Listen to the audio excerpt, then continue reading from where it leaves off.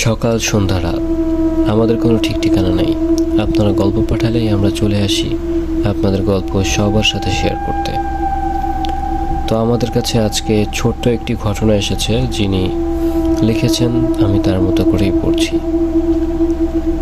আসসালামু আলাইকুম লিসেনার্স, আমি নজির আহমেদ কুমিল্লা থেকে লিখছি। আমি তখন স্কুলে পড়ি। আমাদের বাসার পাশে একটা পুকুর আছে, যেটা অনেক দিন থেকেই পরিত্যক্ত। সবাই বলা বলি করে ওই পুকুরে নাকি অস্বাভাবিক কিছু আছে।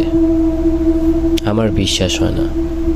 আমি তখনও বিশ্বাস করিনি, আর পরেও বিশ্বাস করতে চাই না।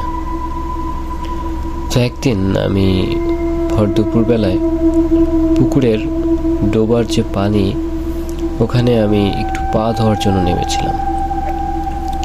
হঠাৎ দেখি একটা মুখমণ্ডল ভেসে আছে। আমি ভাবলাম কেউ হয়তো গোসলে নেমে ডুব দিয়ে মুখটা ভাসিয়ে দিয়েছে।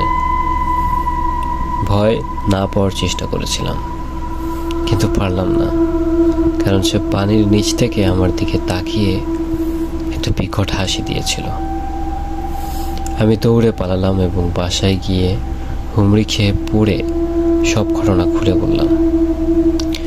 আমার মা আমাকে নিয়ে একটা ওঝার কাছে গিয়েছিল। উনি আমাকে একটু ঝেড়ে পুকে দিয়ে বললেন, তাকে ওইখান থেকে দূরে রাখো, সে নজরে পড়েছে। এরপর থেকে আমি ওখানে কম যেতাম। কিন্তু একদিনকার ঘটনা, আমি প্রায় সন্ধ্যাবেলায় ওই পুকুরের পাড় থেকে এই বাড়িতে আসছিলাম। এমন সময় 2-3 বার কেউ আমার নাম ধরে ডাকলো। আমি অনেকবার দেখার চেষ্টা করলাম কে আমার নাম ধরে ডাকছে, কিন্তু আশেপাশে কেউ নেই।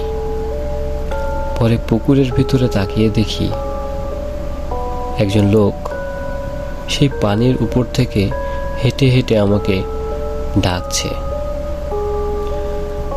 আমি তা দেখে আর স্থির থাকতে পারিনি। আমি কিছু দূর দৌড়ে গিয়ে অজ্ঞান হয়ে যাই।